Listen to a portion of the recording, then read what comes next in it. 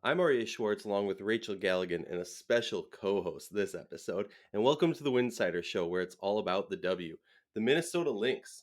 What's their roster situation and what are they facing this free agency period? Let's dive in.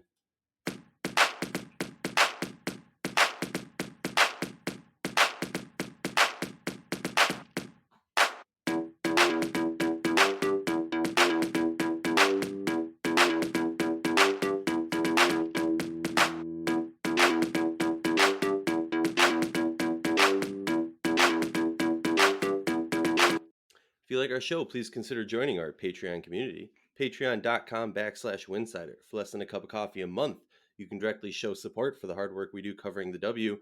And don't forget to see our amazing staff's written content over at Winsidr.com. Remember, that's Winsidr.com. And remember, downloading the episode makes our stats look better and allows us to continue doing this important work. Want to sponsor an episode of the Winsidr Show or more? Email us info@winsidr.com. Now, this is a fun special episode for me because it's the first time my little baby Augustus is joining us for a recording. Woo! Any listeners, if he makes any noises, he did not want to go down in his bassinet, so instead, Daddy's holding him. He wants to Let's talk talk Lynx Minnesota Lynx. basketball. Yeah, let's talk Lynx basketball. It's only fitting, right? It's only fitting that this will be his first episode. Even though my wife is adamant that he is going to be a Mystics fan, but I don't know about that. You'll make your own choices. But let's talk Minnesota Lynx. A very sticky situation. The metaphor I use is, they're a boat, and both ends of the boat are kind of starting to sink or are in trouble while the center of the boat is just solid. Now, I realize that makes absolutely no sense. I'm with you. I But know what you're trying to say. right, because here's the thing. At the guard position, at the point guard position, they don't have depth and they need to sign back Leisha. At the center position, at the bigs, they don't have depth and they need to sign back Sill. So let's run it down real quick like we've been doing for every team, running over who's currently on roster, who are the major free agents, and what their cap space is looking like. Let's start it off up top. Kayla McBride, Ariel Powers, Natalie Achanwa, Demiris Dantas, Bridget Carlton, Nafisa Collier, Crystal Dangerfield, Renaya Davis, and Jessica Shepard. So those are who are currently on the roster. And I got to give props to Cheryl Reeve and to Bridget Carlton for doing a team-friendly contract to start, a training camp contract. Yeah. And this is a great example of it. This doesn't hit their books. So right now they have 432K open in cap space. Now, they would have a lot less. They'd have 72,000 less if Bridget Carlton signed a straight up contract. Mhm. Obviously, I think she's going to make this roster unless they need to move her in a trade to free up some space. Because here's the trick. You look at this team, McBride, Powers, Carlton, Renaya Davis. Those are all players who can really shift anywhere from 2, 3, and even maybe 4 if you're playing some small ball. So they're a really tricky situation because they're so wing heavy and they're lacking that depth at the point guard position, a position that they hoped Crystal Dangerfield could kind of take over and do with her and Rachel Banham, but it didn't work last year. Right. And because it didn't work, they had to bring in Leisha Clarendon, who really showed why it worked to have a facilitating player who can also get to the basket and is just that vet savvy, smart point guard. And it really worked out for them. And then on the flip side, they really, this Achanwa 160,000 contract is really, lack of better terms, screwing them over, Mhm. Gus, because with that huge contract, look, Achanwa, fine, make 100K, that's fine, but that 60 really hampers their ability to go out and get a good backup, like somebody like a Tiana Hawkins, who just recently it was announced that she was waived by the Yeah. Atlanta Falcons, the Atlanta Dream, and that really causes some issues because let me run it down. As I was talking before, they got 432 in cap space, and the key free agents that you're kind of looking at are Sylvia Fowles, Leisha Clarendon, and Rachel Banham.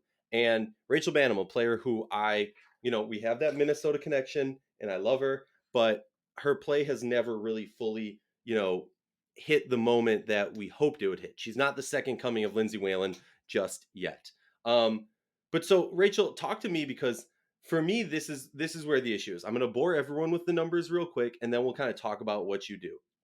having Nafisa Collier out this season, you expect her out all season because of what her due date is, and you can't expect someone after giving birth to just hop back in. Everybody's different. You can hope for it, but you can't plan on it. So the situation that they're at is essentially you assume that Sylvia Fowles is willing to take a team friendly contract of not a supermax, but still get somewhere around the 200K mark. Assuming Sil gets 200K, then if you can sign Leja to, around 80K, definitely north or south of 90K, all right, that brings you down to a point where you're still going to have to sign Carlton. Now, if you can get Leja price wise down around that 80K mark, that allows you the ability to go out and sign someone right around that vet minimum. So you're not SOL. You can find someone to fill in that hole. But again, Natalie Achanwa getting 160 really damages your ability to go out and get a top tier big who could really impact this, take a little weight off Sil. And, Dantas is coming off an injury. What's her health situation going to be like? I expect her back.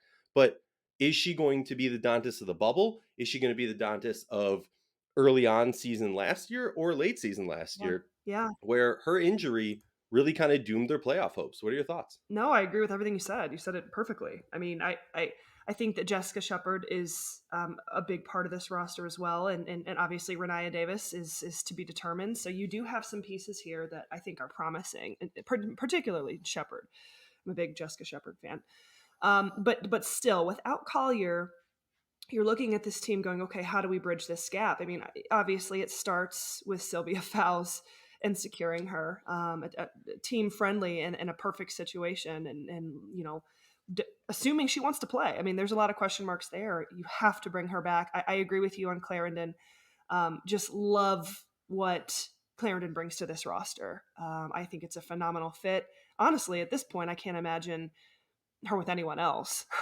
But yeah, Well, that the I'll build off that, sure. Rachel, because I just feel the need to say it because I've spent years, for lack of a better term, hating on her, or on them. I apologize. It's one of those situations where her play style isn't, the fad of the W right now, and I've hated on her play style for a while. But when you saw what she did when she joined Minnesota, and maybe enough people have listened to me give this spiel, but I feel like, if I, talk negatively about a player and they prove me wrong, I have to do my due diligence to accept that I was wrong, and shut up and move forward, right? But part of that is accepting I was wrong and acknowledging when she came to this team, she made this team a contender. Mhm. Before that, they were not a Sure, of contender. course. She joined this team, she brought the best out of all the players around her. Heck, even Crystal Dangerfield. The thing with Crystal Dangerfield, and I've seen a lot of chatter on social about the possibility of trading her. That's not out of question. But what I would say is think about it this way.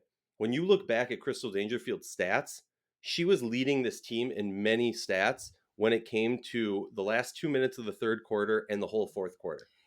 Now, I just don't think you give up on Crystal Dangerfield. There you it's can't. so early on, and what Crystal Dangerfield, the type of player and just competitor she is. God, I just, and especially after what she was able to do year one. I mean, how do you just go away from that? You've got to give it more time. And honestly, this is a year with Minnesota. People have got to step up.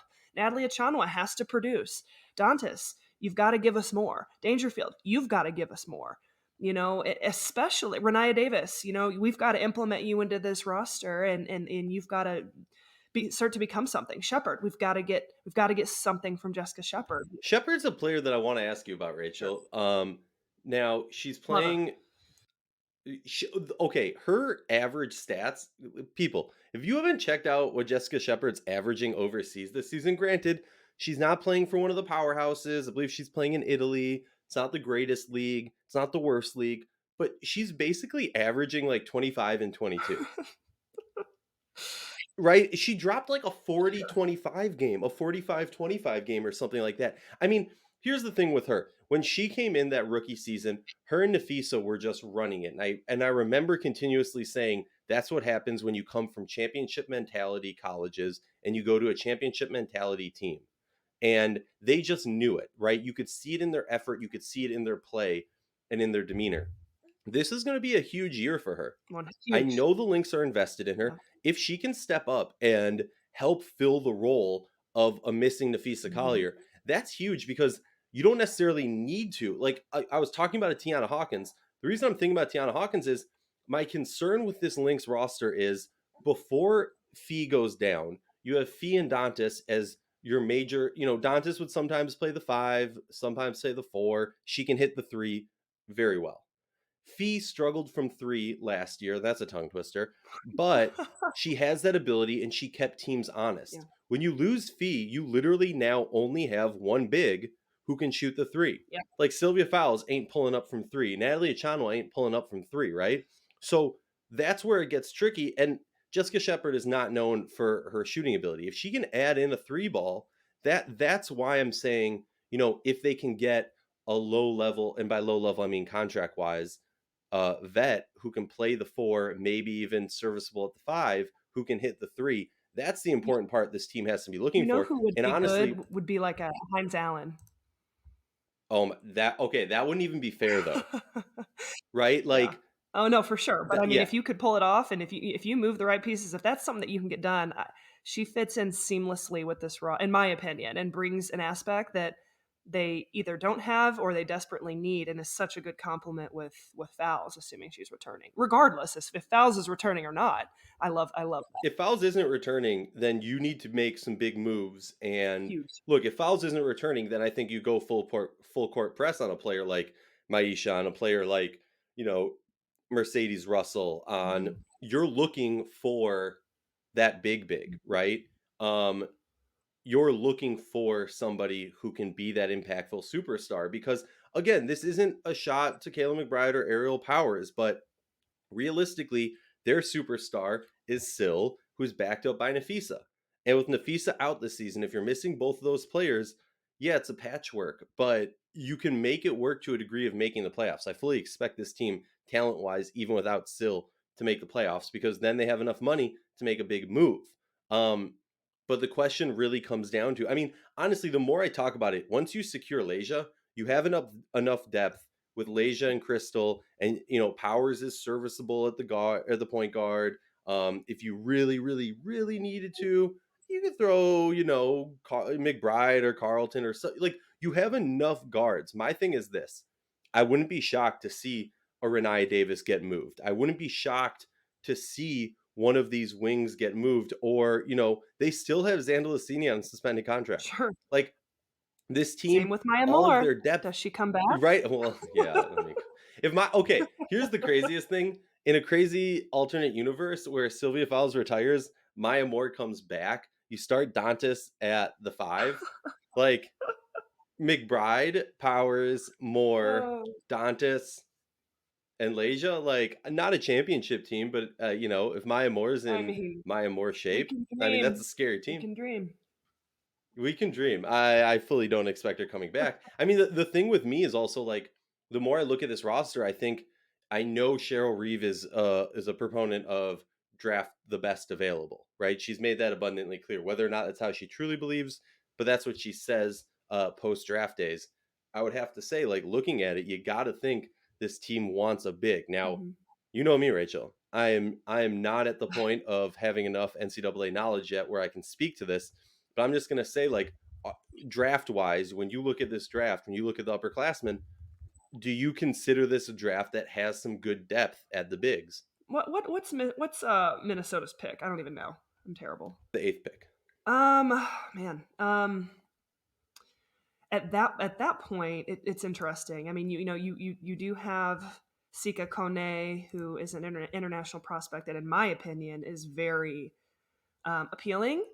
Um, there's some question marks of who's going to come out. Ayoka Ayoka Lee from Kansas State. I mean, she's a 6'6", but I've heard that she may not come out, so you could be looking at next year. I mean, Alyssa Smith is going to go way before 8, in my opinion. So yeah, I mean, you're looking at kind of this roster, and I don't have the list of kind of top prospects in front of me who could even be but I don't know. I don't think you have it in the draft. I don't think that's the answer for this team to get done what they need to do. Now, I do like Well, a then player like Shakira Austin from Old Miss. 6'5". She's really skilled. I just honestly, I think I watch her sometimes and I think she should be up in contention of a lottery pick, or maybe potentially in first or second pick. And then other times I think she could drop down a little bit further. But if a player like Austin was available, that's she brings some elements, or and Elisa Cunane, she's really steady and has been consistent for NC State. So I mean there is some size. It just depends, at that point who's still available. But yeah, I mean if I'm the Lynx, that's the direction I'm going to go. I'm looking for young um, interior talent that can be, developed post Sylvia Fowles era. I agree with that. I think the trouble with that is also that, and this is, you know, I say this and I might get a lot of flack. When I look back at Cheryl Reeves' resume as a GM, I have to say the stain is definitely, at least as of now, this Natalie Achanwa contract. Um, and I was speaking to some WNBA fans, some Minnesota Lynx fans recently about this, and they were listing off, the draft picks and some of the signings that they had during those championship runs. And I just remember saying, like, honestly, like, if I'm Cheryl in those spots, I'm doing the biggest gamble possible. Mm-hmm. I'm going after players who, likely are going to be, not around the league for very long, as we saw. But in that same respect, I'm looking at players who, could cash out big. And it's not the biggest worry if they don't, because of the depth they have, because of the players that they had. Now this is a different situation. They kind of are back to earth, back to reality, where I agree with you. They should be thinking about the post Sylvia Fowles era, and they don't have a solution right now unless you're going to continuously start Dantas at the 5. She's only this is her last year on contract, then she's unrestricted free agent. And honestly, she's taking a team friendly contract at 129 secured. When you look at, what Powers and McBride are making and what Achan was making, like, Mm-hmm. Dantas should be making more than Achanwa. Yeah. And Achanwa is, like, I can't say this enough. Her contract is just hampering this team, not only because of its price tag, but because, like, when I look at the free agent bigs, I look and I go, there are some players that you could well off, bring on Yeah. as legitimate pieces as a backup 5, serviceable 4. Mm-hmm. But they don't have the money because of that, and you can't just drop a Chanwa because you still hit that cap. Right. So, like, Well, and who's going to pick it's up just that a really contract? tough situation. Who's going to pick up that contract? And here's the thing: I love Natalie Chanwa. I watched her extensively when she was with the Fever, and I think the intention is, that steady, that consistent force, that high skilled, high IQ is what I'm trying to say, can come in Hmm. and kind of fill that role, and is going to be about the team. And she has so many elements to her game that I have always loved, but to come in and give you 12 minutes a game and 3.5 points, um, and 2 rebounds, I mean, that's just not going to get it done for the type of contract that she's holding. So, I mean, we're being hard on this situation. It was 1 year. Obviously, I don't think she's going to end up going anywhere. But Achanwa, you've got to get more production out of that. I mean, it's got to be, you know, I think it's got to be closer to 20, 22 minutes a game. You've got to get 9 and 6 every night. Like close to 10 points a game, and 6 rebounds, and just be steady, get the ball where it needs to go, be that on floor leader in general, and high IQ, and a nice addition, a nice complement to the other dynamic players on this roster. It's just, yeah, I mean, after last year, a definitely disappointing year, and you got to look at it this year. This is all eyes are on Natalie Achanwa and what she can bring to this team. I just don't see them moving her. Yeah, no, I just don't see a way that you can. I do think that the Lynx have an advantage in the sense of, I would like to think the relationship between Sil and Cheryl Reeve is good enough that if she's planning on leaving, the Lynx know before other teams know. If she's planning on, like, not even coming back, just straight up retiring, as she mentioned in her post-season press conference, I would assume the Lynx would have an upper hand on knowing that and be able to make, a big turn secured contract offer to some teams. Keep in mind, protected contracts, they have only 4 in use right now. which means they got 2 open ones. So, that is, I would say, maybe that's a 10 to 20K bump in the mind of a player, right? Like, you're making less money, but it kind of equals out to if a team was going to offer you 10 to 20K more, just because it is protected. You're not going anywhere, even if you have a crap season. You're still getting your money, and you're still getting in that next year if that's a protected contract also. So I think it's an interesting aspect, I guess. Excuse me. The question for me is, is there, and we've already kind of talked about this, but is there a big that kind of screams out to you if Sylvia Fowles isn't coming back that you would think that the Lynx should make a hard play for? You know, I mean, what about Tina Charles? I was actually going to talk about that. I said, can you imagine? I mean, because if you're talking about Tina getting a ring, like where could that be? I mean, like someone brought up Tina Charles in Seattle, and I about fell off the chair. But maybe Minnesota as well. I mean, I, I mean, especially if I mean, obviously, Phil, if Fouls doesn't return, okay.